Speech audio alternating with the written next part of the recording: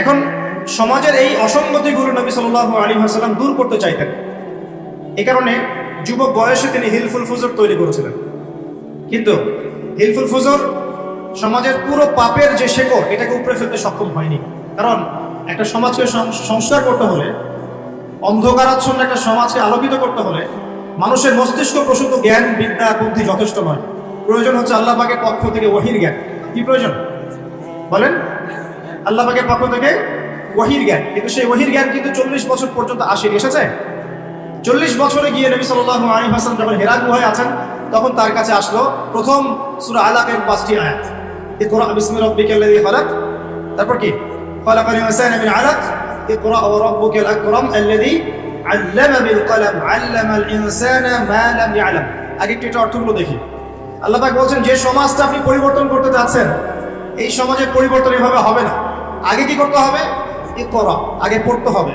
কি পড়তে হবে? বিসমি রাব্বিকাল্লাযী খালাক, আপনার সেই রবের নামে যিনি আপনাকে সৃষ্টি করেছেন।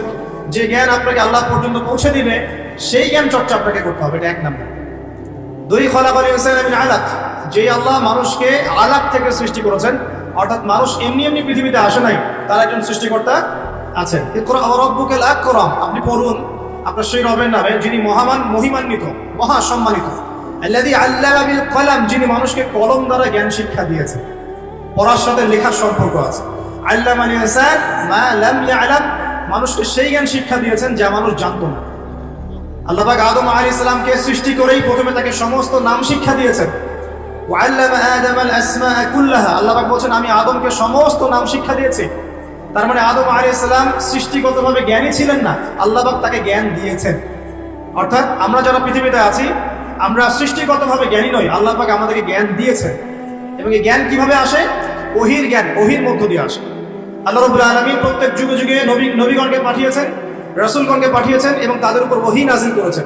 সেই জ্ঞানটা ছড়িয়ে পড়েছে আদম সন্তানদের মধ্য থেকে, এবং সেই জ্ঞানের চর্চায় আমরা এখন সমাজ সংস্কারের প্রয়াস পাই, আলহামদুলিল্লাহ। প্রিয় ভাইরা, নবী সাল্লাল্লাহু আলাইহি ওয়াসাল্লামের উপর এই যে প্রথম কোরআন নাযিলটা শুরু হলো, এটা ছিল রমাদান মাসে এবং লাইলাতুল কদরে। এরপরে বিভিন্ন সময়ে প্রায় 23 বছর ধরে বিভিন্ন ঘটনার পরিপ্রেক্ষিতে এক এক সময় এক একটা বিধান এবং আয়াত নাযিল হয়েছে। এভাবে 23 বছর পর যখন এই কোরআন এবং তার ব্যাখ্যা হাদিসকে কেন্দ্র করে নবী সাল্লাল্লাহু আলাইহি ওয়াসাল্লাম সমাজ সংস্কার করা শুরু করলেন, 23 বছর পর আমরা দেখলাম যে মক্কার মধ্যে কোনো প্রকার শিরকের বালাই নাই, আলহামদুলিল্লাহ। আমরা দেখলাম যে মক্কায় কোনো সুদ বা রিবা বলতে কিছু নাই। আমরা দেখলাম যে মক্কায় মাদকদ্রব্য বলতে কিছু নাই, মক্কায় জেনা ব্যভিচার নাই, মক্কায় কোনো গোত্রীয় হানাহানি নাই, কোনো নারী জাতির কোনো অবমাননাও নাই। অর্থাৎ পুরো অন্ধকারাচ্ছন্ন সমাজটা আলোকিত হলো কিসের কারণে, কিসের মাধ্যমে? আল্লাহ পাকের ওহীর মাধ্যমে। সেই ওহীটা কি?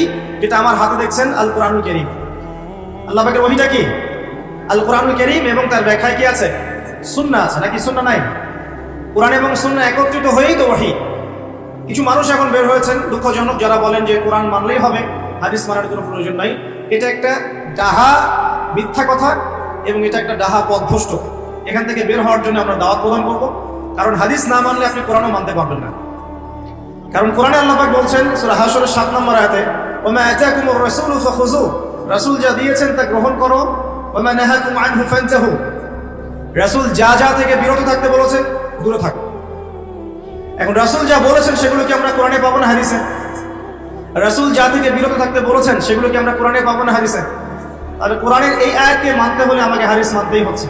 যদি আমি হাদিস না মানি, তাহলে কোরআনের এই আয়াতের উপরে আমল হচ্ছে না। অতএব আপনি কোরআন অস্বীকারী কাফের হয়ে যাবেন। নাউযুবিল্লাহ, আল্লাহ পাক হেফাজত করুন, আমিন। বলতে চাচ্ছিলাম, মাত্র 23 বছরে নবী সাল্লাল্লাহু আলাইহি ওয়াসাল্লাম পুরো আরবের পরিবেশ পরিবর্তন করে দিয়েছিলেন কোরআন এবং সুন্নাহকে হাতে নিয়ে। এখন আল্লাহ পাক এই 23 বছরে প্রথম 13 বছর নবীজিকে রেখেছেন মক্কায়, আর বাকি 10 বছর রেখেছেন মদিনায়। আর মক্কায় যে সূরাগুলো নাযিল হচ্ছিল, এগুলোর মধ্যে পরকালের কনসেপ্ট বেশি ছিল।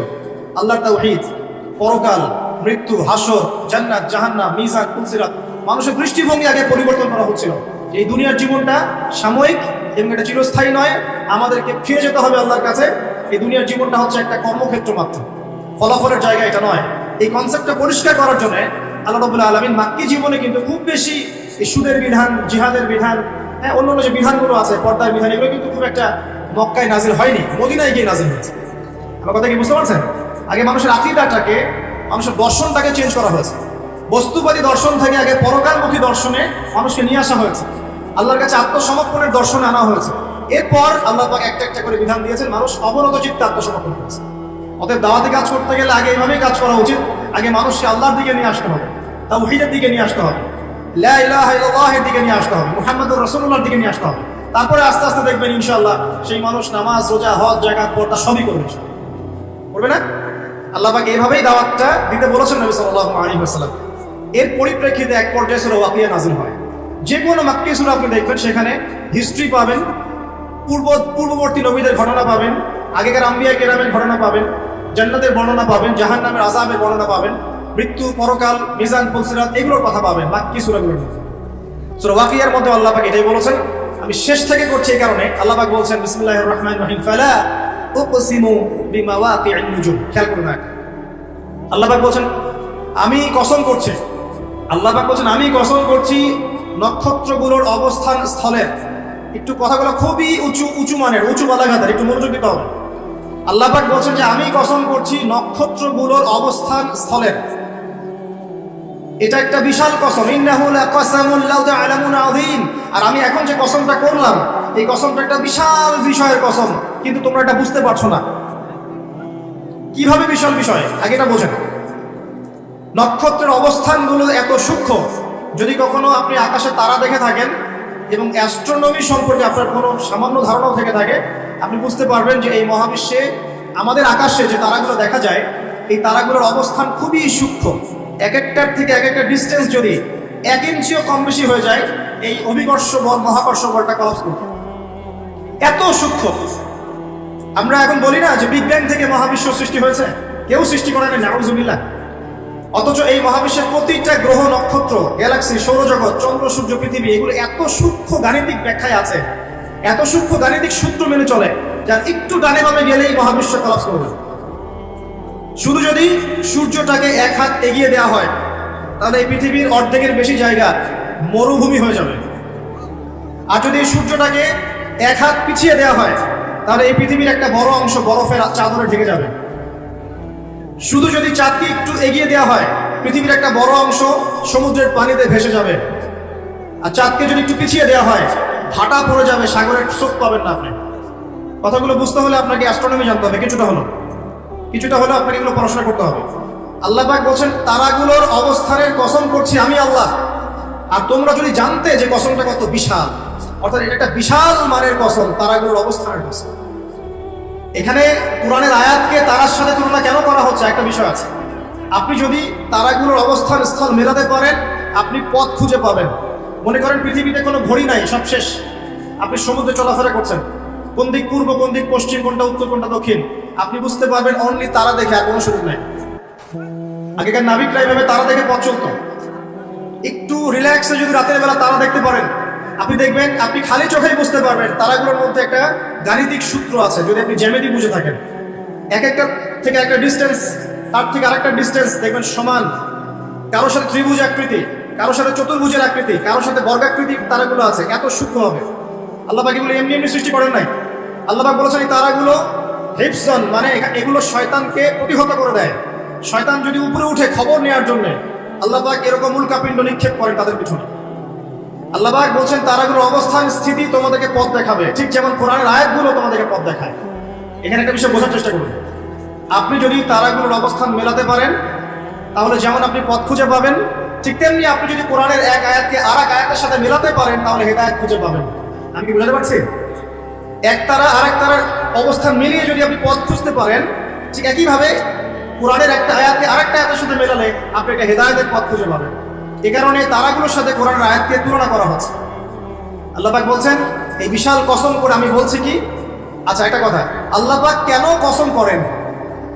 আল্লাহ রাব্বুল আলামিন সবসময় এমন কিছুরই কসম করেন যেটা খুব বেশি ইম্পর্টেন্ট। আল্লাহ পাক অহেতুক কোনো কিছু কসম করেন না। আল্লাহ পাক বলছেন ওয়াল আসরি, সময়ের কসম, মানে সময়টা খুব ইম্পর্টেন্ট জিনিস।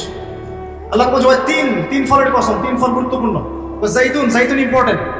তুরি সিনিন, তুর পাহাড়, সিনাই পাহাড় ইম্পর্টেন্ট। দুহা, অপরাহ্নের শপথ। লাইল, রাতের শপথ। ঠিক আছে?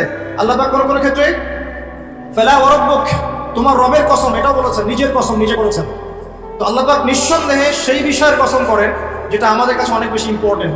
এখানে আল্লাহ পাক বলছেন আমি আকাশের তারার অবস্থান স্থলের কসম করছি, কসম করে বলছি। বিশাল বিষয়ে কসম করে আল্লাহ পাক একটা বড় কথাই বলতে যাবেন। একটা বড় বিষয়ে এর কসম করে নিশ্চয়ই একটা বড় কথা আসবে, এটা স্বাভাবিক, তাই না?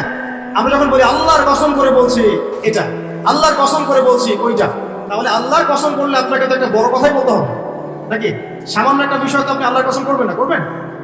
একটা বিষয় মনে রাখবেন, মান হালাফা বিগাইরি ইসমিল্লাহি ফাকাদ কাফার, কেউ যদি আল্লাহ রাব্বুল আলামিন ছাড়া অন্য গায়রুল্লাহর নামে কসম করে সে ব্যক্তি কুফর করলো। কেউ যদি আল্লাহ ছাড়া অন্য কারো নামে কসম করে সে ব্যক্তি কুফরি করলো। যদি জীবনে কসম করতেই হয় আল্লাহ পাকের নামে করবে। আর যদি আল্লাহর নামে কসম করেন তাহলে সত্য কথা বলতে হবে। আর আল্লাহর নামে কসম করে যদি আপনি মিথ্যা কথা বলেন তাহলে কাফারা দেওয়া লাগবে। ঠিক আছে? আল্লাহ পাক এখানে বড় কসম করে বলছেন যে ইন্নাহু লাকুরআনুন কারীম, নিঃসন্দেহে এই যে কোরআন এটা মহিমান্বিত, ফি কিতাবিন মাকনুন, এটা ওই যে সুরক্ষিত একটা কিতাব, সেখানে লিখিত আছে। কোন কিতাব এটা? লাওহে মাহফুজ। নাম শুনেছেন কি? আল কোরআন লাওহে মাহফুজে, সেখান থেকে প্রথম আসমানে এসেছে লাইলাতুল কদরে, একবারে নাজিল করা হয়েছে। এই প্রথম আসমান থেকে দীর্ঘ 23 বছর বিভিন্ন ঘটনা এবং কালের প্রেক্ষিতে কোরআনের বিভিন্ন অংশ নাজিল হয়েছে। প্রথম নাজিল হয়েছে লাওহে মাহফুজ থেকে প্রথম আসমানে, তারপর সেখান থেকে বিভিন্ন ঘটনার প্রেক্ষিতে নবী সাল্লাল্লাহু আলাইহি ওয়াসাল্লামের কাছে। আল্লাহ পাক সেটাই বলছেন, এই কোরআন হচ্ছে মাকনুন, আর লা ইয়ামাসসুহু ইল্লাল মুতাহহারুন, এই কোরআন পবিত্র ব্যক্তি ছাড়া বা সত্তা ছাড়া কেউ স্পর্শ করতে পারে না। কারণ কাফেররা বলতো নাউযুবিল্লাহ, মুহাম্মদ সাল্লাল্লাহু আলাইহি ওয়াসাল্লামের কাছে যা নাজিল হচ্ছে শয়তান নাকি তার উপর ওহী করছে। নাউযুবিল্লাহ।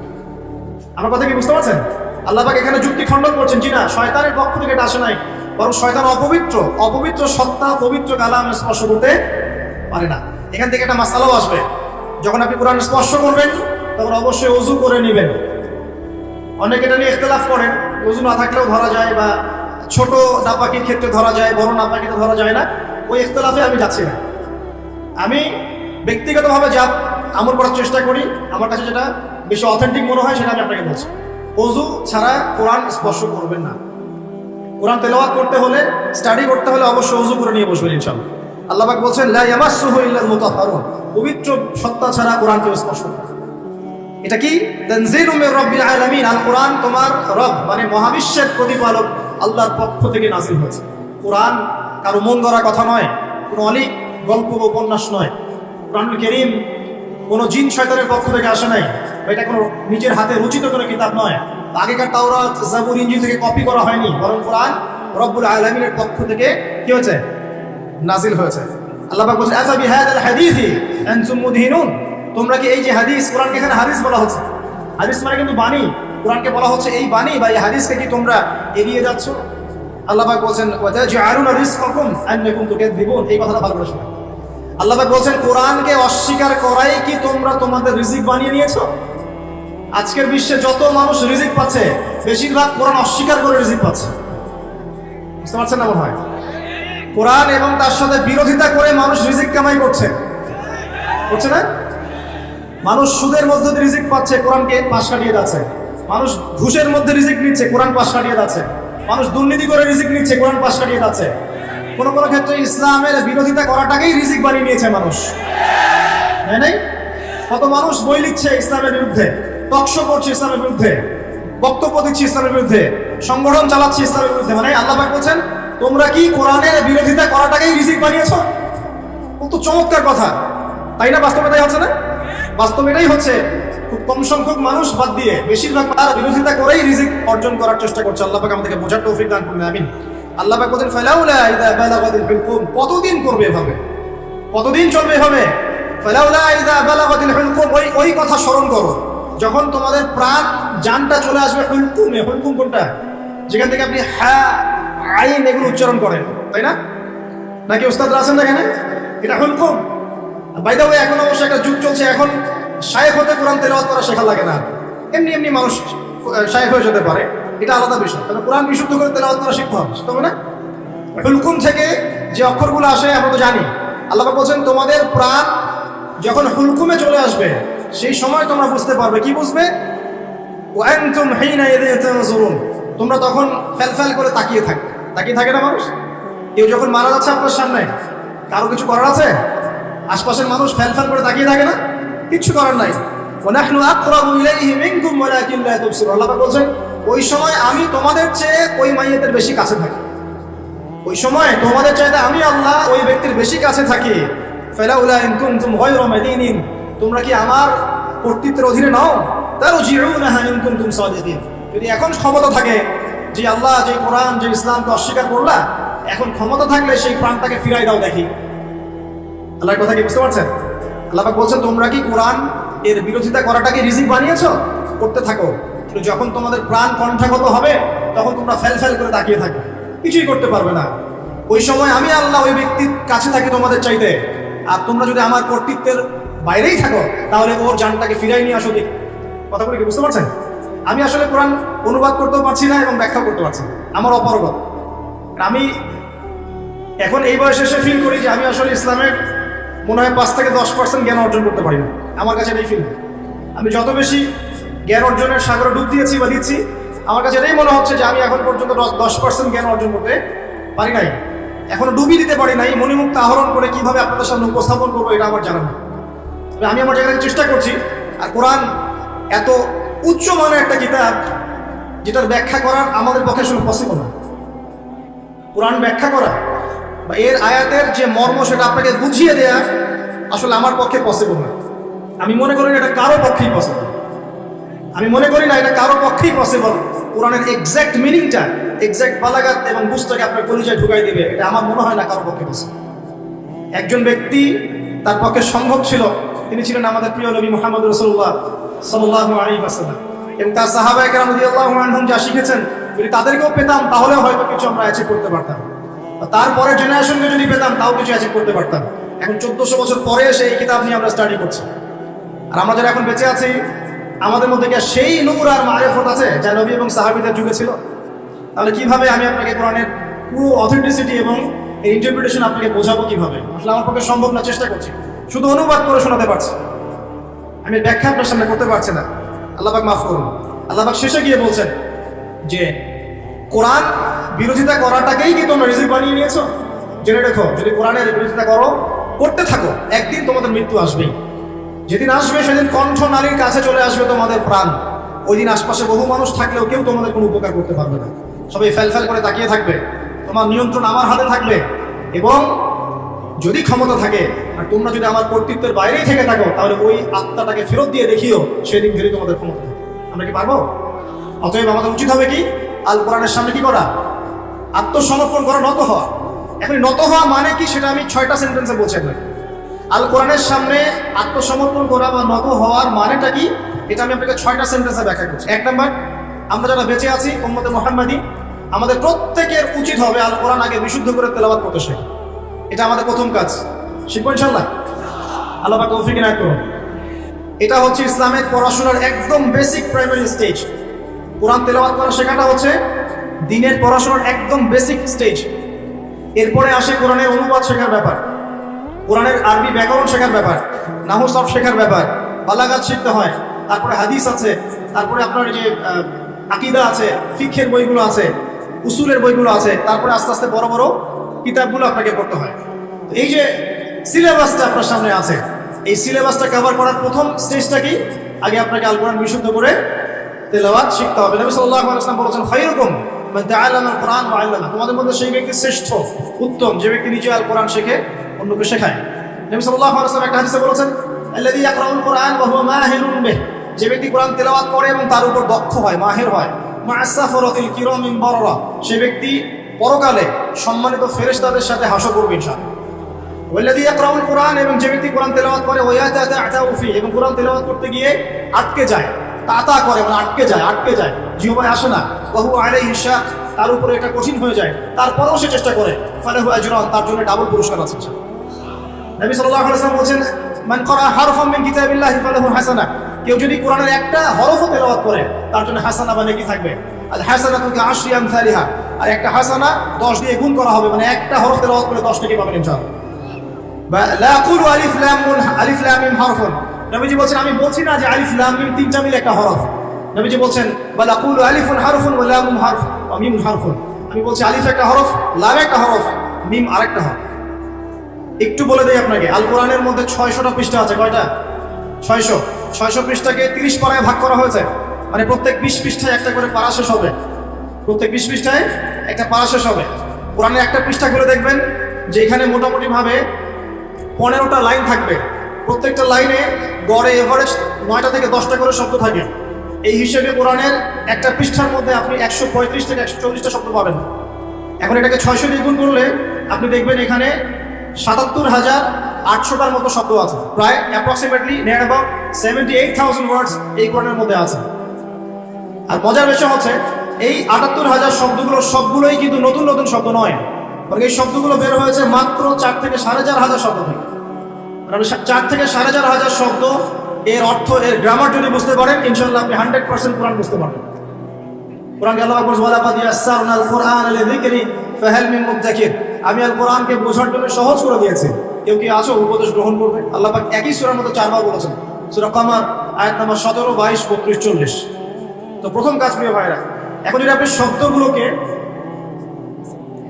শব্দগুলোকে এখন অক্ষর দিয়ে গুণ করেন, 78,000 শব্দকে যদি আপনি এখন অক্ষর দিয়ে গুণ করেন, দেখবেন এখানে প্রায় 5 থেকে 6 লক্ষ অক্ষর আছে। কতগুলো? কথা বলেন আমার সাথে, 5 থেকে 6 লক্ষ। এখন আপনাকে বললাম যে একটা হরফ তিলাওয়াত করলে 10 নেকি হবে, তাহলে আপনি চিন্তা করেন যে 6 লক্ষ অক্ষর যদি তেলাওয়াত করেন, একবার খতম দিতে পারেন, তাহলে আপনার কতগুলো নেকি হতে পারে? চিন্তা করেছেন? অতএব আমাদের প্রথম দায়িত্ব হবে আল কোরআন কেন্দ্রিক, অবশ্যই সবাইকে বিশুদ্ধ করে কোরআন তেলাওয়াত করা শিখতে হবে। আমরা রাজি আছি ইনশাআল্লাহ? ইনশাআল্লাহ। এরপরের দায়িত্ব হচ্ছে কোরআনের কিছু অংশকে মুখস্থ করতে হবে। কিছু অংশ বলতে যদি পারেন পুরো কোরআনই মুখস্থ করবেন, যদি না পারেন কমপক্ষে 10 পারা, 10 পারা না পারলে কমপক্ষে 1 পারা তো পারবেন। 1 পারাও যদি না পারেন ইম্পর্টেন্ট সূরা এবং আয়াতগুলোকে কমপক্ষে হিফজ করার চেষ্টা করবেন। যেমন সূরা বাকারার প্রথম 5 আয়াত, সূরা বাকারার 255 নম্বর আয়াত আয়াতুল কুরসি, সূরা বাকারার শেষের 3টা আয়াত, সূরা আলী ইমরানের শেষের 10 আয়াত, সূরা মুলক, সূরা কাহফের প্রথম 10 শেষ 10, সূরা সফফাত প্রথম 10, সূরা জিন প্রথম 10, সূরা হাশর শেষের 3, সূরা কাফিরুন, সূরা নাস, ফালাক, ইখলাস, সূরা লাহাব, তারপরে সূরাতুল মুমিনুনের শেষের আয়াতগুলো ইত্যাদি। এই ধরনের কিছু ইম্পর্টেন্ট বাছাই করা আয়াতগুলো তো কমপক্ষে মুখস্থ করা যাবে না ইনশাআল্লাহ? আমরা সারা জীবনে কি কম পড়াশোনা করেছি? 30 বছর পড়াশোনা করেছি। 30 বছর পড়াশোনা করে যদি আমি 30টা আয়াত শিখতে না পারি, তাহলে নিঃসন্দেহে এই পড়াশোনার জীবনে আমি ব্যর্থ না সফল? 30 বছর পড়াশোনা করে যদি আমরা 30টা হাদিস না শিখি, তাহলে আমরা ব্যর্থই, আমাদেরকে ব্যর্থই বলতে হবে।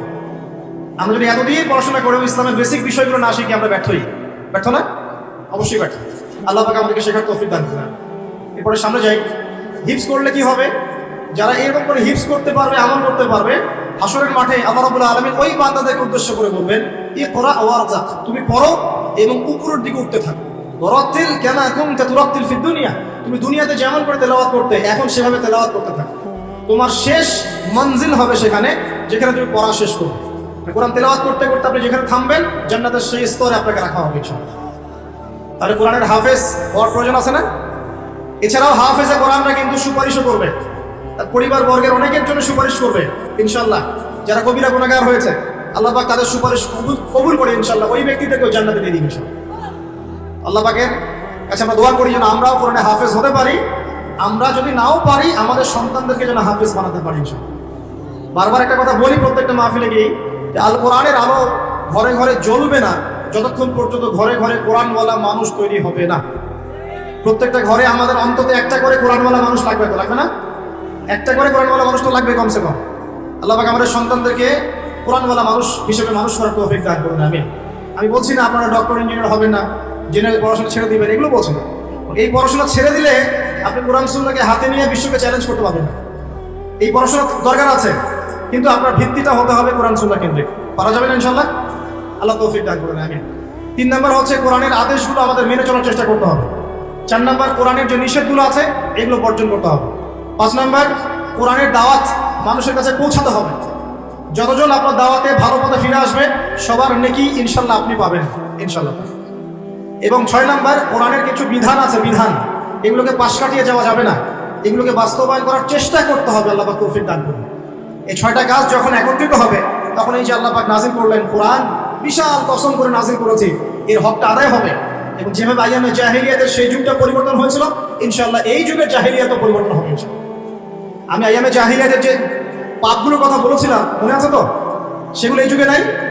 এই যুগে শিরক নাই? এই যুগে সুদ নাই, মাদকদ্রব্য, নারী জাতির অবমাননা, গোত্রীয় হানাহানি নাই?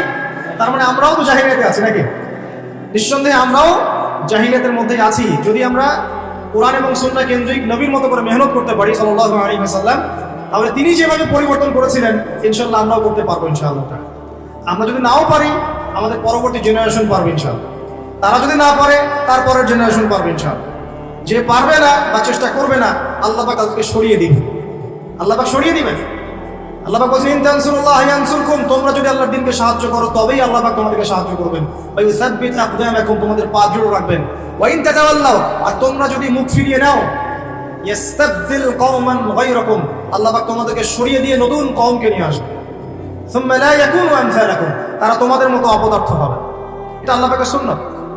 পৃথিবীর প্রত্যেক মুসলমান যদি তার উপর দায়িত্ব ছেড়ে দেয়, আল্লাহ পাক অমুসলিম থেকে হেদায়েত দিয়ে ইসলামে নিয়ে আসবেন ইনশাআল্লাহ। আল্লাহ পাকের কোনো পরোয়া নাই। আমি আপনি দাওয়াতি কাজ না করলে, ইসলাম চর্চা না করলে, প্রচার প্রসার না করলে ইসলাম ভেঙে পড়বে না, থেমে যাবে না, বরং আমরাই ইতিহাস থেকে হারিয়ে যাব। ইতিহাস থেকে আমরাই হারিয়ে যাব। যারাই আল্লাহ রাব্বুল আলামিনের বিধান এবং ওহীর সাথে কুসম্পর্ক রাখবে, বিরোধিতা করবে এবং এটাকে ডমিনেট করার চেষ্টা করবে, আল্লাহ পাক তাদেরকে ইতিহাস থেকেই মুছে ফেলবে। এটা সুন্নাত। নমরুদকে এখন কেউ মনে করে না, করে? ফিরআউনকে কেউ মনে করে এখন? আজ যদি সামুদ জাতির কোনো অস্তিত্ব আছে? কওমে নূহের কোনো অস্তিত্ব আছে? শুআইব আলাইহিস সালামের কওম কি বেঁচে আছে?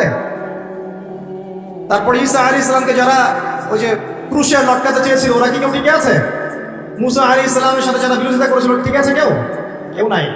এমনকি নবী সাল্লাল্লাহু আলাইহি ওয়াসাল্লামের সাথে যারা গাদ্দারি করেছিল, বিরোধিতা করেছিল, আবু জাহেল, আবু লাহাব, উতবা, শায়বা, কেউ কি বেঁচে আছে? এই ইতিহাস থেকে মুছে গেছে। এটা আল্লাহ পাকের সুন্নাত। কিন্তু প্রত্যেক যুগে যুগের হকপন্থী মানুষরা কিন্তু টিকে আছে, তাদের কাজ টিকে আছে, ওদের আদর্শ টিকে আছে। এটা আল্লাহ পাকের সুন্নাত। আল্লাহ পাক আমাদেরকে বোঝার তৌফিক দান করুন। এবার আল্লাহ পাক এই সূরার মধ্যে এই মেসেজটা দেওয়ার পরে আপনাকে আমি সামনে নিয়ে যাচ্ছি। আল্লাহ পাক কোরআন নাজিল করছেন, কোরআনের হকগুলো ব্যাখ্যা করে দেওয়ার পর আল্লাহ পাক বলছেন, এবার তোমরা প্রথম যে বিষয়ে সতর্ক থাকবে, সর্বপ্রথম তোমরা যে বিষয়ে সতর্ক থাকবে সেটা হচ্ছে ইযা ওয়াকাআতিল ওয়াকিয়া। ওয়াকিয়া মানে এখানে কি? কিয়ামত। ওয়াকিয়া মানে কি? একটা আন্তর্জাতিক চক্রান্ত চলতেছে মানুষকে কিয়ামতের আলোচনা থেকে বিরত রাখার জন্য। কারণ কিয়ামতের আগে আগে বিশ্বে ইসলাম ছাড়া কিচ্ছু থাকবে না। পৃথিবীতে এখন যে ফিতনাগুলো দেখছেন এগুলো হয়তো আরো বাড়বে। হ্যাঁ, এগুলো বাড়বে। বাড়তে বাড়তে বাড়তে একটা পর্যায়ে যাবে যখন মাসিহুদ দাজ্জাল বের হবে এবং দাজ্জাল তার অনুসারীদেরকে নিয়ে বিশ্বটাকে শাসন করবে। ওটাই বিশ্বের শেষ শয়তানি শাসন। এরপর কোনো শয়তানি শাসন থাকবে না। এরপর আসেন ইমাম মাহদি, তারপর ঈসা ইবনে মারইয়াম এবং ইসলামিক খেলাফা। তাদের 40 বছরের রাজত্ব শেষ না হওয়া পর্যন্ত কিয়ামত হবে না ইনশাআল্লাহ। আল্লাহ পাক সবচেয়ে বেশি গুরুত্ব দিচ্ছেন, শুরুই করছেন সূরাতে ইযা ওয়াকাআতিল ওয়াকিয়া। স্মরণ করো কিয়ামতের কথা, যখন কিয়ামত হবে। তাহলে এই আলোচনার প্রয়োজন আছে না? কেন প্রয়োজন? বিকজ সচেতনতা, যে সিচুয়েশন সম্পর্কে সচেতন থাকলে আপনি সমস্যাগুলো সলভ করার একটা পথ বের করতে পারবেন। এই তো নাকি কিয়ামত হবে জন্য আমরা সবাই হাত গুটিয়ে বসে থাকবো? এটা কি আলোচনার উদ্দেশ্য? পাশে আগুন লেগেছে, আগুনটা আস্তে আস্তে এদিকে আসছে। এখন যদি আমি মনে করি আচ্ছা আগুন আসবে, যখন আসুক এদিকে তাকায় থাকি আমি, যখন আসবে তখন দেখা যাবে, এই ব্যক্তি কি বোকা না সফল? আর যদি আপনি সচেতন হন, আপনি দেখছেন আগুন আসছে, সতর্ক আছেন, আপনি তো বাঁচার কোনো পথ বের করবেন, চেষ্টা করবেন, পানি ঢালবেন, না হলে রাস্তা বের করবেন, কিছু তো একটা করবেন। এখন ফিতনা ফাসাদময় পৃথিবী যদি ফিতনাগুলো রিড করতে না পারি, আগামী দিনগুলো কেমন হতে পারে একটা এস্টিমেট করতে না পারি, তাহলে আমি আসন্ন বিপদ মোকাবেলা করবো কিভাবে? কিছু মানুষ চাচ্ছে না যে সমাজের বুকে এই ফিতনাগুলো নিয়ে কথা হোক, আখিরুজ্জামান এবং কিয়ামতগুলো নিয়ে কথা হোক এবং এর সলিউশনগুলো নিয়ে আলোচনা হোক। এটা একটা আন্তর্জাতিক চক্রান্ত চলছে। আল্লাহ পাক আমাদেরকে বোঝার তৌফিক দান করুন। এবং সেই চক্রান্তের অংশীদার যারা আছে, ভিতরের গাদ্দার, দাড়ি টুপি বলাই, তারা চাচ্ছে না যে আলোচনাগুলো সমাজে প্রচার হোক। খুব খেয়াল রাখবেন, নিজেদের বাইরের শত্রুকে চেনা খুব সহজ, ইন্টারনাল এনিমিদেরকে চেনা এত সহজ নয়। মনে রাখবেন, বাইরের শত্রু আপনার এত বেশি ক্ষতি করবে না, ভিতরের শত্রুদের কারণে আপনাকে মার খেতে হবে, জুলুমের শিকারও হবেন আপনি এবং অপবাদও শুনবেন আপনি। এটা অপবাদ, এটা তো অবাক হচ্ছি না আমি এই কারণে, বিকজ শেষ জামানায় সত্য হবে মিথ্যা, মিথ্যা হবে সত্য। সত্যবাদীকে মানুষ মিথ্যাবাদী বলবে, আর ফাসেক মিথ্যাবাদী, মিথ্যুক ভণ্ডকে মানুষ সত্যবাদী মনে করা শুরু করবে। মানুষ দিনকে রাত করবে, রাতকে দিন করবে, ন্যায়কে অন্যায় করবে, অন্যায়কে ন্যায় করবে। আমানতদার ব্যক্তিকে মানুষ খেয়ানতকারী বলবে, খেয়ানতকার ব্যক্তিকে মানুষ আমানতদার বলা শুনবে। সুবহানাল্লাহ, এই চলছে এখন সমাজে। এগুলোতে আমরা অবাক হচ্ছি না, বিকজ আমরা জানি যে সিচুয়েশনটা এখন আমাদের দিকেই যাচ্ছে। এটা স্বাভাবিক, এটাই হবে, এটাই স্বাভাবিক, এমনই হবে। এর মধ্যেও আমাদেরকে আল্লাহর ভয়ে কলবে জীবিত রাখতে হবে, নবীর সুন্নতে আমল করতে হবে, চেষ্টা করতে হবে এই ফিতনা থেকে বাঁচার পথ পদ্ধতি বের করার। কমপক্ষে আপনি আপনার পরিবারটাকে নিয়ে ভাববেন। অন্যের কথা না হয় বাড়ি দেন, কিন্তু অ্যাটলিস্ট আপনি আপনার পরিবারটাকে নিয়ে চিন্তা করবেন। চিন্তা করে দেখবেন কোন পরিবেশে আপনি সন্তানকে মানুষ করছেন, কোথায় পড়াশোনা করাচ্ছেন, আপনার মেয়েটার সামনে কোন পরিবেশ ফেস করবে, এই সমাজের মধ্যে সে কি তার ইজ্জত ধরে রাখতে পারবে? চিন্তা করবেন, ওই মেয়ে কি তার সম্ভ্রমের অধিকার ঠিক মতো রক্ষা করতে পারবে? ও কি জিনায় লিপ্ত হওয়া থেকে বাঁচতে পারবে? ও কি ধর্ষণের শিকার হওয়া থেকে বাঁচতে পারবে? চিন্তা করে দেখে নিন কোন সিচুয়েশনে আমরা আমাদের প্রজন্মকে রেখে যাচ্ছি। আমার ভাই কি মাদক থেকে দূরে থাকতে পারবে? আমার ভাই কি মাদকাসক্ত পরিবেশ থেকে নিজেকে বাঁচাতে পারবে? শিরকের সয়লাভ চলছে, আমাদের ভাইরা কি তাওহীদ শিখতে পারবে? সিচুয়েশন রিড করেন। আল্লাহ পাক এই সূরার প্রথমেই আপনাকে নক করছেন, ইযা ওয়াকাআতিল ওয়াকিয়া, স্মরণ করো যখন কিয়ামত সংঘটিত হবে। লাইসা লিল ওয়াকাআতিহা কাযিবা, এই কিয়ামতের ব্যাপারটা মিথ্যা নয়, এটাকে কেউ মিথ্যা মনে করতে পারবে না। পারবে? পারবে না। একটা শুধু আশার বাণী শুনিয়ে দিই যে 10টা আলামত না দেখা পর্যন্ত কিয়ামত হবে না। কয়টা আলামত? 10টা। তার মধ্যে প্রথম হচ্ছে মাসিহুদ দাজ্জাল, 2 ইয়াজুজ আর মাজুজ, 3 নবী ঈসা আলাইহিস সালামের আগমন, 4 দাব্বাতুল আরদ, 5 ইয়েমেন থেকে আগুন বের হবে, 6 3টা ভূমিকম্প, পূর্ব দিকে একটা, পশ্চিমে একটা, মাঝখানে একটা, 7 এই যে সরি এটা ছিল 4 5 6 7 8, 8 নম্বর হচ্ছে আপনার পশ্চিম দিক থেকে সূর্য উদয়, একটা হচ্ছে দাব্বাতুল আরদ বলছি। আচ্ছা, আর একটা আমি এই মধ্যে মনে করতে পারছি না। এই 8টা আরো 2টা আছে, হাদিসটা প্রসিদ্ধ মাশহুর হাদিস, সব কিতাবে পাবেন। এইরকম 10টা আলামত ছাড়া, 10টা আলামত না হওয়া পর্যন্ত কিয়ামত সংঘটিত হবে না ইনশাআল্লাহ। আমার চেষ্টা করে দেখি। 1 নম্বর মাসিহুদ দাজ্জাল, 2 নম্বর হচ্ছে নবী ঈসা আলাইহিস সালামের আগমন, 3 নম্বর হচ্ছে আপনার কি বললাম ইয়াজুজ এবং মাজুজ, 4 নম্বর দাব্বাতুল আরদ, 5 নম্বর ইয়েমেনের আগুন, 6 7 8 হচ্ছে আপনার 3টা ভূমিকম্প, 9 পশ্চিম দিক থেকে সূর্যোদয়। একটা মিস করে ফেলছি। হ্যাঁ এক্স্যাক্টলি, না না আরেকটা আছে, বাতাস না। কে বলতে পারবেন? জি, দুখান, দুখান, রাইট। সুবহানাল্লাহ, কি নাম আপনার? আপনি হাদিয়া নিয়ে যান আমার কাছে। দুখান, দুখান, দুখান মানে হচ্ছে ধোঁয়া, মানে ধোঁয়া দিয়ে পুরো আকাশ ছেয়ে যাবে। তো এই 10টা কি এসেছে? 10টা এসেছে কি? 10টার একটাও কিন্তু আসে না। কিন্তু মাইনরগুলো কিন্তু সব দেখতে পারবে, পারবে না? এই উঁচু উঁচু বিল্ডিং এর প্রতিযোগিতা দেখা যায়। সমাজের সবচেয়ে দরিদ্র মানুষ যে উঁচু উঁচু বিল্ডিং নির্মাণ করছে, এটা কি দেখা যাচ্ছে? সর্বস্তরে সুদ দেখা যাচ্ছে। জেনা বাড়ছে না কমছে? মাদকদ্রব্য বাড়ছে না কমছে? অশ্লীলতা বেহায়াপনা বাড়ছে না কমছে? এই যে নগ্ন মুভিজ, পর্নোগ্রাফি বাড়ছে না কমছে? মুসলিমদের ফাটল বিভক্তি বাড়ছে না কমছে? সময় সংকীর্ণ হচ্ছে কিনা? আল্লাহর আযাব গজবগুলো আসছে কিনা একটা একটা একটা? মুসলিমরা সারা বিশ্বে মার খাচ্ছে কিনা? কতগুলো নেবেন? নারীরা কি ছেলেদের পোশাক করছে? ছেলেরা কি মেয়েদের পোশাক করছে? বলতে গেলে এটা নিয়ে আলোচনা করতে হবে। পরে নিয়েন, যেগুলো 10টা বাদ দিয়ে যতগুলো দেখা যায়, এগুলোর প্রায় 95% আমরা সমাজে দেখতে পাচ্ছি না? আচ্ছা, আল্লাহ পাক আপনাকে শুরুতেই সতর্ক করছেন যে আপনাকে আগে কিয়ামত সম্পর্কে সতর্ক থাকতে হবে। লাইসা লিল ওয়াকাআতিহা কাযিবা, এটাকে কেউ মিথ্যা প্রতিপন্ন করতে পারবে না। তারপর কি? খাফিদাতুর রাফিআ, এটা কিছু মানুষকে উঁচু করবে, কিছু মানুষকে নিচু করবে। মানে যারা দুনিয়াতে আল্লাহ পাকের হুকুম আহকাম মেনে চলবে, কিয়ামতের মাঠে মাথা উঁচু করে থাকবে ইনশাআল্লাহ। আর যারা দুনিয়াতে আল্লাহ পাকের বিধিবিধানে পরোয়া করবে না, তার অবনত চিত্তে থাকবে, মাথা নিচু হয়ে যাবে ইনশাআল্লাহ। আজকে দুনিয়ায় মাথা উঁচু করে লাভ নাই। যদি আল্লাহ এবং তার রাসূলের বিরুদ্ধাচরণ করেন, কাল কিয়ামতে মাথা হেড হয়ে যাবে ইনশাআল্লাহ। আর আজকে ঈমানের কারণে যদি আপনার মাথা নিচু হয়ে থাকে, ইনশাআল্লাহ কাল কিয়ামতে আপনার মাথা উঁচু হবে ইনশাআল্লাহ। ইযা রুজ্জাতিল আরদু রাজ্জান, আল্লাহ পাক বলেন যখন এই পৃথিবীর আরদ, জমিনটা প্রবলভাবে কম্পিত হতে থাকবে। যেমন একটা সূরা আছে না, ইযা যুলজিলাতিল আরদু জিলজালাহা ওয়া আখরাজাতিল আরদু আসকালাহা ওয়া ক্বালা লিল ইনসানু মা লাহা। তো এটা এই সূরার সাথে কানেক্টেড। আমি বললাম যে একটা আয়াত একটা আয়াতের সাথে কানেক্টেড, ঠিক আছে? ওয়া বুসাতিল জিবালু বাসসা, এই যে পাহাড়গুলো দেখছেন, এই হিমালয়, মাউন্ট এভারেস্ট, হাবিজাবি যত কিছু, সবগুলো ধুলা হয়ে যাবে। কি হয়ে যাবে? চিন্তা করতে পারেন কিয়ামতের প্রকম্পন কত ভয়াবহ হবে। এত বড় বড় পাহাড়গুলো, আর পাহাড় সম্পর্কে যারা একটু পড়াশোনা করেছেন, পাহাড়ের বেশিরভাগ অংশ কিন্তু মাটির নিচে আছে। এটা পেরেকের মতো গেঁথে দেওয়া আছে, উপরে শুধু অল্প একটু অংশ দেখা যায়, নিচেই বেশি অংশ আছে। এই পুরো পাহাড়টা ধূলিকণা হয়ে যাবে, ধূলিকণা। আল কারিয়াতুল কারিয়া, ওয়ামা আদরাকা মাল কারিয়া ইয়াওমা ইয়াকুনুন নাসু কাল ফারাশিল মাবথুস ওয়া তাকুনুল জিবাল কাল ইহনিল মানফুস। এই যে হচ্ছে আপনার পাহাড়ের কথা দেখেন আসে, পাহাড় একদম ধুলো হয়ে যাবে। আল্লাহ পাক আরো বলছেন فكانت هباء منبثا وكنتم ازواجا ثلاثه। এবারে এই কিয়ামতের মাঠে মানুষ যখন উঠবে তখন তিনটা দল হয়ে যাবে। কয়টা দল? তিনটা। একটা হচ্ছে আসহাবুল মাইমানাতি মা আসহাবুল মাইমানা, একটা হচ্ছে ডানপন্থী, কতই না সৌভাগ্যবান সেই ডানপন্থীরা। ওয়া আসহাবুল মাশআমাতি মা আসহাবুল মাশআমা, একটা বামপন্থী, কতই না হতভাগা সেই বামপন্থী। ওয়া সাবিকুন সাবিকুন, আরেকটা হচ্ছে অগ্রগামী দল, যারা পৃথিবীতে ঈমানের এবং আমলের সব কাজে অগ্রগামী ছিল। তো কিয়ামতের মাঠে তিন দল হবে। উলাইকাল মুকাররাবুন, এরা হবে আল্লাহ পাকের নৈকট্যশীল বান্দা, ফি জান্নাতিন নাঈম, এরা জান্নাতুন নাঈমে থাকবে, মানে যেটাতে স্বাচ্ছন্দ্যময় একটা জান্নাতে তারা বসবাস করবে ইনশাআল্লাহ তাআলা। সুল্লাতুম মিনাল আউয়ালিন, পূর্ববর্তীদের মধ্য থেকে বেশি হবে, ওয়া কলিলুম মিনাল আখিরিন, এবং শেষ জামানার লোকদের মধ্যে কম হবে। তাই না? যত দিন যাচ্ছে তত মানুষ খারাপ হচ্ছে না? তো এই জন্য আগেকার মানুষদের মধ্য থেকে বেশি জান্নাতে যাবে। তবে একটা সুসংবাদ আছে, একটু পরে আল্লাহ পাক আবার এটাও বলেছেন যে সুল্লাতুম মিনাল আউয়ালিন ওয়া সুল্লাতুম মিনাল আখিরিন, এটা বলেছেন যে প্রথম দিকের মানুষ থেকেও বেশি, শেষ থেকেও বেশি।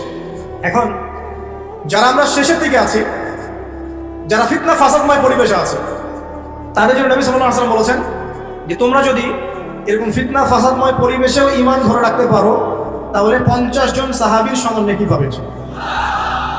এমনকি এমন হাদিস আছে, কেউ যদি আল্লাহর নবীর কোনো মৃত সুন্নতকে জীবিত করতে পারে সে 50 জন সাহাবী নেকি পাবে। অন্য একটা হাদিসে আছে 50 জন শহীদ সাহাবীর সমান নেকি হবে। সাহাবী বলছিলেন মিনহুম আও মিন্না ইয়া রাসূলুল্লাহ, হে আল্লাহর রাসূল এই 50 জন কি আমাদের মধ্যে না ওদের মধ্যে? নবী সাল্লাল্লাহু আলাইহি ওয়াসাল্লাম বলেন বাল মিনকুম, তোমাদের মধ্য থেকে। সুবহানাল্লাহ। এখানে আপনি বুঝতে পারছেন কি আমাদের সতর্কতা, আল্লাহ পাক রিড করবেন, সতর্ক থাকবেন, এবং কি আমাদের মাঠে মানুষ তিনটা দলে ভাগ হয়ে যাবে। বামপন্থীরা জাহান্নামী, ডানপন্থীরা জান্নাতি, এটা সাধারণ জান্নাতীরা, এবং সামনে যারা এরা হচ্ছে সাবিকুনাল আউয়ালিন, মানে প্রত্যেকটা কাজেই অগ্রগামী ইনশাআল্লাহ। এরা জান্নাতুন নাঈমের মধ্যে থাকবে। এখানে নবীগণ, শহীদগণ, সিদ্দিকগণ থাকবেন ইনশাআল্লাহ তাআলা। আমরা দোয়া করি আল্লাহ পাক আমাদের সবাইকে সেখানে থাকার তৌফিক দান করুন। যদি সেখানে থাকতে নাও পারি আল্লাহ পাক অ্যাটলিস্ট ডানপন্থীওয়ালা বানিয়ে দিন, আমিন। আল্লাহ পাক যেন বামপন্থীদের অন্তর্ভুক্ত না করেন, আমিন আমিন ইয়া রাব্বাল আলামিন। আল্লাহ পাক তার নবীর মাধ্যমে একটা হাদিস জানিয়েছেন, এটা বলে আমি সামনে যাই। নবীজি বলেছেন যে জান্নাতীদের মোট 120টা কাতার হবে। কয়টা? জান্নাতীদের মধ্যে মোট 120টা কাতার মানুষ হবে, যার মধ্যে 80টা কাতার হবে এই উম্মতে মুহাম্মাদের মধ্যে। এবার খুশি? আলহামদুলিল্লাহ। তাহলে 80টা কাতার ইনশাআল্লাহ আমাদের হবে। এবার একটা কষ্টের হাদিস শুনেন। নবীজি বলছেন যে ইন্না বানি ইসরাঈল তাফাররাকাত আলা 72 মিল্লাহ ওয়া তাফতারিকু উম্মতি আলা 73 মিল্লাহ। নিশ্চয়ই বনু ইসরাঈলরা 72 দলে ভাগ হয়ে গিয়েছিল, আর আমার উম্মাহ ভাগ হয়ে যাবে 73 দলে। কয় দলে? কুল্লুহুম ফিন্নার, প্রত্যেকটা দল জাহান্নাম, ইল্লা মিল্লাতান ওয়াহিদাতান, শুধু একটা মাত্র দল জান্নাতে। কিলা, বলা হলো মান হিয়া ইয়া রাসূলুল্লাহ, ইয়া রাসূল তারা কারা? নবীজি বলছেন মা আনা আলাইহি ওয়া আসহাবি আল ইয়াউমা, আজকের দিন আমি আর আমার সাহাবীরা যার উপর আছে। 1400 বছর আগের কথা। ওই সময় আল্লাহর রাসূল এবং তার সাহাবীরা যে আকীদা, আদর্শ, মানহাজ তার উপরে ছিলেন, এর উপর যারা থাকবে ইনশাআল্লাহ তারা জান্নাত। তো আমরা চেষ্টা করবো আমাদের প্রতিটা কাজ, আমল, আকীদা, মানহাজ যেন তাদের মতো হয়। আল্লাহ পাক তৌফিক দান। এখানে একটা ভয়ের ব্যাপার আছে। আবার আরেকটা সুসংবাদ শোনেন। নবীজি একদিন বসে সাহাবীদেরকে বলছেন, শোনো, এই উম্মতের মধ্যে 70,000 মানুষ আছে যারা বিনা হিসাবে জান্নাতে যাবে। বিনা হিসাবে, বিনা আযাবেও, মানে কোনো আযাবও নাই, কোনো হিসাবও নাই। সাহাবীরা এবার কথোপকথন করতে লাগলেন। নবীজি চলে গেছেন, এটা বলে চলে গেছেন। সাহাবীরা বলছেন যে তারা কারা হতে পারে, পরামর্শ করছেন। হয়তোবা তারা মুজাহিদরা, হয়তোবা শহীদরা, হয়তোবা অমুক, হয়তোবা তমুক। নবীজি আসলেন, এসে বললেন তোমরা কি নিয়ে কথা বলছো?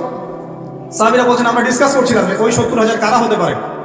নবীজি বলছেন সাল্লাল্লাহু আলাইহি ওয়াসাল্লাম, শুনে রাখো, ওই 70,000 মানুষের বৈশিষ্ট্য মূলত 4টা। কয়টা? 1, তারা শুভ অশুভ এসব লক্ষণে বিশ্বাস করে না, মানে কোনো শিরকের সাথে ওদের কোনো সম্পর্ক নেই। কথা বুঝতে পারছেন? আর আপনি তো ওই যে পেপার খুললেই দেখবেন কন্যা রাশি নেই, সিংহ রাশি নেই, ওই যে জ্যোতিষী আপনাকে শুভ বলছে, এটা অশুভ। আবার আপনি বলছেন হ্যাপি বার্থডে। হ্যাপি মানে কি?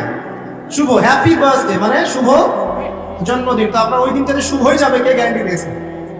গ্যারান্টি আছে? আবার ওই যে কিছু উদ্বোধন করবেন, ফিতা কাটলেন, পাখি উড়িয়ে দিলেন, শুভ। বাসা থেকে বের হচ্ছেন, বিড়াল সামনে দিয়ে চলে গেল, একটু বসে যাই, যে অশুভ। আপনি অশুভই বিশ্বাস করছেন। ওই 70,000-এর প্রথম বৈশিষ্ট্য হচ্ছে তারা কোনো শুভ অশুভ বিশ্বাস করে। মনের মধ্যে এমন যদি ধারণা আসে, একটা দোয়া করে নেবেন। বলে দেবো দোয়াটা, আল্লাহুম্মা লা তায়রা ইল্লা তায়রুক ওয়া লা খায়রা ইল্লা খায়রুক ওয়া লা ইলাহা গায়রুক। হে আল্লাহ, তোমার দেয়া মন্দ ছাড়া কোনো মন্দ নাই, তোমার দেয়া কল্যাণ ছাড়া কোনো কল্যাণ নাই, ওয়া লা ইলাহা গায়রুক, আপনি ছাড়া কোনো ইলাই নাই। ব্যাস, তাওহীদ থাকবেন। 1 নাম্বার। 2, তারা আগুন দিয়ে শেক দিয়ে দিয়ে গায়ে চিকিৎসা করে না। একটা শ্রেণী ছিল ওই সময় মাজুস, যারা অগ্নি পূজারী ছিল, আগুনের মধ্য দিয়ে তারা চিকিৎসা গ্রহণ করতো এবং তারা আগুন উপাসনা করতো। এখান থেকে নিষেধ করা হচ্ছে। 3 নাম্বার, তারা শরীরে কোনো উল্কি অঙ্কন করে না। উল্কি মানে কি? যে ট্যাটুস যেগুলো আপনারা অঙ্কন করছেন, অনেক ভাই জিম করে ট্যাটু বানায় আর কি। তো একটু আগে ভাইয়ের জিম থেকে ঘুরে আসছে, আলহামদুলিল্লাহ, অনেকদিন আগের স্মৃতি মনে পড়ে গেল আর কি। আল্লাহ পাক, দোয়া করি আল্লাহ পাক আমাদের ভাইদেরকে শরীর, আত্মা, মন সবকিছু সুস্থ রাখুক, আমিন। আর একটা পরামর্শ দিব যে আপনারা কায়িক পরিশ্রম করবেন, এবং এগুলো আমাদের উচিত ফিজিক্যাল এক্সারসাইজ করা উচিত। একটু ফিজিক্যাল গেমস খেলে কোনো সমস্যা নেই, কিন্তু হয়তো সময় নষ্ট করে খেলা দেখলে সমস্যা। যে খেলা আপনার ফিজিক্যাল উপকারিতা আছে, আপনি খেলতে পারেন। কাদের কথা বলছেন? ডানপন্থী এবং অগ্রগামী। তারা সুউচ্চ আসনে হেলান দিয়ে বসে থাকবে, মুত্তাকিনা আলাইহা মুতাকাবিরিন, তারা একে অপরের সাথে মুখোমুখি বসবে। পরিবেশটা চিন্তা করেন, হেলান দিয়ে আয়েশ করে মুখোমুখি বসে থাকবে ইনশাআল্লাহ তাআলা জান্নাতীরা। আল্লাহ পাক আরো বলেন, ইয়াতুফু আলাইহিম উলদানুন মুখাল্লাদুন, তাদের চারপাশে ছোট ছোট গিলমান যারা থাকবে তারা ঘোরাফেরা করবে।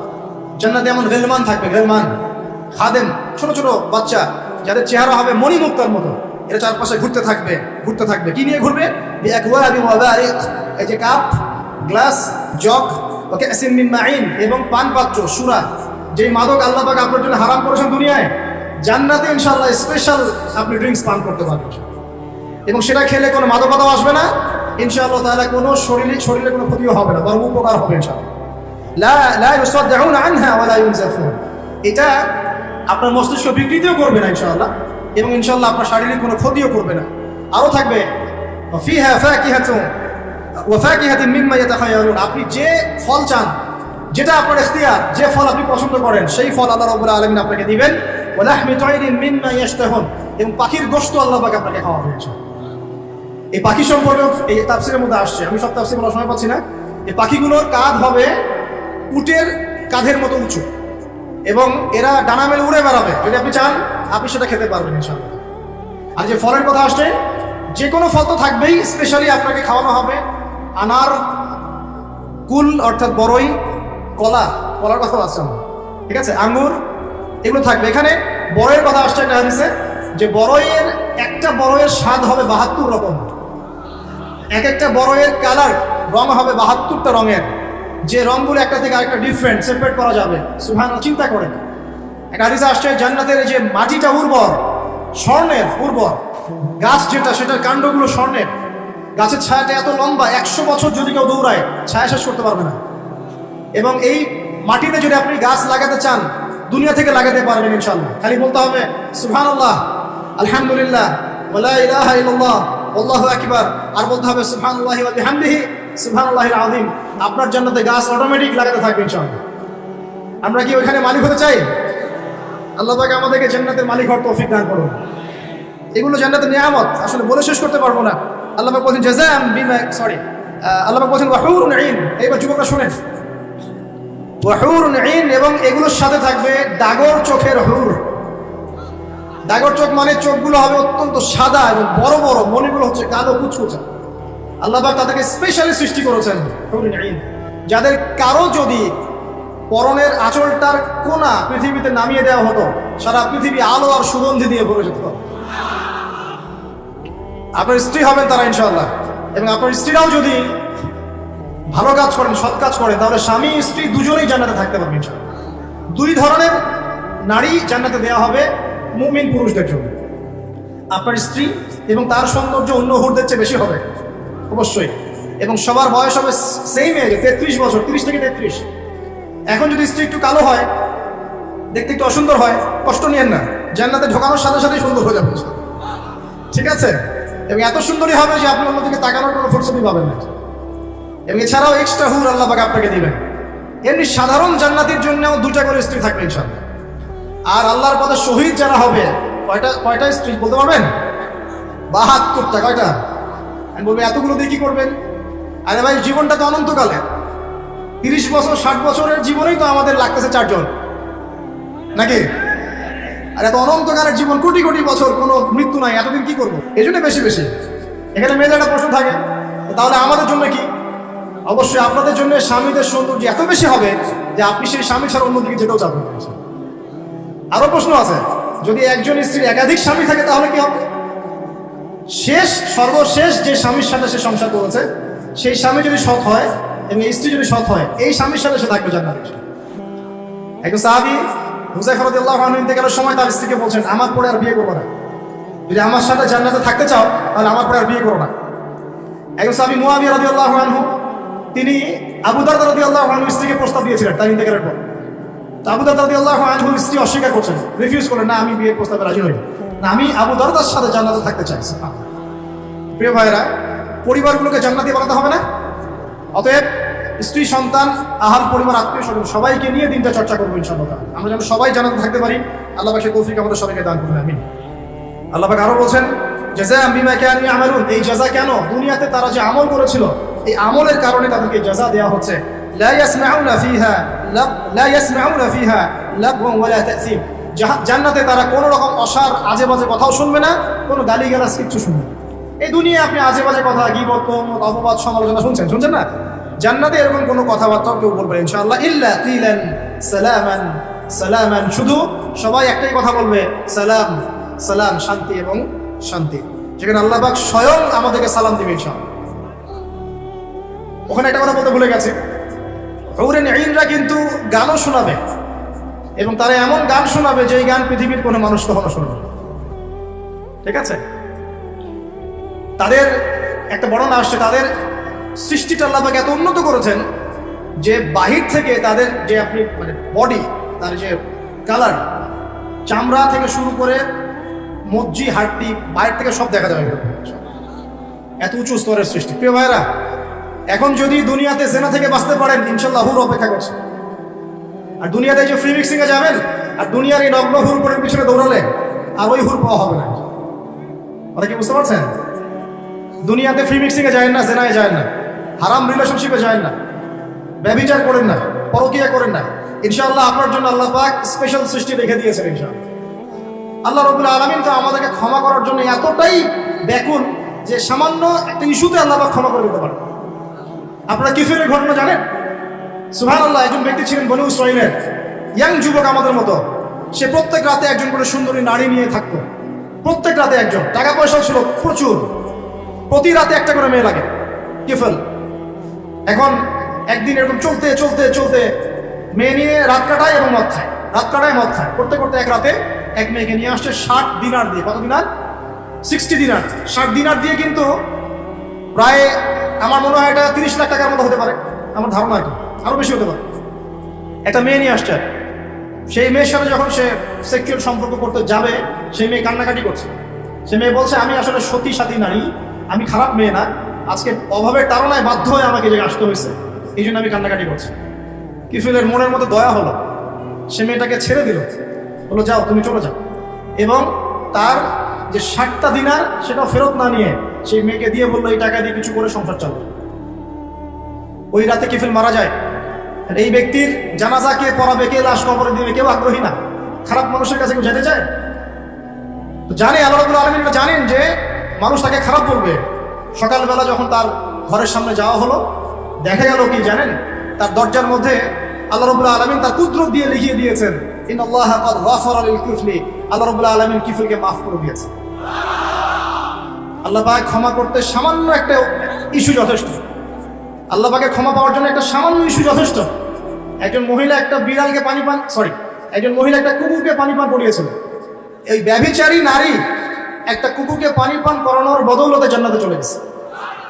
এক ব্যক্তি 99টা খুন করেছে, পরে যাকে জিজ্ঞাসা করেছে তওবা হবে কিনা, সে বলেছে তওবা হবে না। ওকে খুন করে 100 পূর্ণ করেছে, তারপর তওবা করেছে, করতে গিয়ে মারা গিয়েছে। আল্লাহ পাক ফেরেশতা থেকে বলেছেন, রাস্তা মেপে দেখো, তওবার রাস্তাটা বেশি লম্বা না তার পিছনের রাস্তা বেশি লম্বা। আল্লাহ পাক জমিনকে আদেশ করেছেন, তুমি লম্বা হয়ে যাও। জমিন লম্বা হয়ে গেছে, ফেরেশতারা মেপে দেখেছেন তওবার রাস্তা বেশি লম্বা। আল্লাহ পাক তাকে মাফ করে দিয়েছে। এক ব্যক্তি সন্তানকে বলেছিলেন না যে আমি মরে গেলে আমার লাশটাকে পুড়িয়ে দিবা, অর্ধেক ছাই বাতাসে, অর্ধেক ছাই কোথায়? সমুদ্রে। আল্লাহ পাক জমা করেছেন, জমাকারী বলেছেন, কেন করেছিলে এটা? সে ব্যক্তি বলেছে, মিন খাশিয়াতিকা ইয়া রাব্বি ওয়া আনতা তা'লাম মা ফি নাফসি। হ্যাঁ আল্লাহ, এটা আমি আপনার ভয় করেছে, আর আপনি খুব ভালো করে জানেন যে আমার নফসে, আমার মনের মধ্যে কি আছে। আল্লাহ পাক বলছেন, যাও, তোমাকে মাফ করবেন। প্রিয় ভাইরা, একটু যদি দুনিয়ার এই জীবনটা কষ্ট করা যায়, ঈমান আমলের উপর টিকে থাকা যায়, এবং টিকে থাকতে গেলে আপনি বাধা পাবেন, পরিবার থেকে বাধা পাবেন, বন্ধু মহল থেকে বাধা পাবেন, সমাজ থেকে বাধা আসবে, বড় লেভেল থেকে আসতে পারে, আপনজনরা ছেড়ে যাবে, আপনি সবার কাছে খারাপও হয়ে যেতে পারেন ঈমান আমলের উপর টিকে থাকার কারণে। যদি একটু কষ্ট করে সবর করতে পারেন, ইনশাআল্লাহ তাআলা আমাদের জন্য অপেক্ষা করছে জান্নাত। আর এই দুনিয়ার জীবনটাকে যদি মুখ্য মনে করেন, আল্লাহ পাকের হুকুম আহকাম সব ছেড়ে দেন, জাহান্নাম ছাড়া আমাদের কোনো গত্যান্তর থাকবে না। আল্লাহ পাক আমাদের সবাইকে এই বিষয়গুলো বোঝার তৌফিক দান করুন। সামনে যাই, সূরা অনেক বড়, আমি শর্ট করে শেষ করছি। আল্লাহ পাক এরপর বলছেন যে ওয়াসহাবুল ইয়ামিন মা আসহাবুল ইয়ামিন, আর ডানপন্থী ওয়ালারা, কতই না সৌভাগ্যবান সেই ডানপন্থী ওয়ালারা। ফি সিদরিন মাখদুদ, তারা থাকবে এই যে কুল গাছ, একটু আগে বললাম বড়ই গাছ, কাঁটাহীন বড়ই গাছ তাদের জন্য দেওয়া হবে। ওয়াতালহিন মামদুদ, এবং কাঁধি কাঁধি কলা সাজিয়ে দেওয়া হবে। কলার কথা বললাম না, কলা খেতে দেওয়া হবে, কলা খাবেন বেশি করে। ওয়াজুল্লিন মামদুদ, জিল মানে ছায়া, মামদুদ লম্বা, মানে এত লম্বা ছায়া হবে যেই ছায়া 100 বছর অতিক্রম করে পার করতে পারবে না। মাইম মাসকুব, এবং এখানে পানি থাকবে, বিশুদ্ধ পানি, শুভ্র সাদা। এখানে একজন কেউ বলেছে এটা দ্বারা হাউসে কাউসার উদ্দেশ্য হতে পারে, যে হাউসে কাউসারের পানি খেলে আপনি কোনোদিনও পিপাসার্ত হবে না ইনশাআল্লাহ। মধুর চেয়ে বেশি মিষ্টি এবং দুধের চেয়ে বেশি সাদা।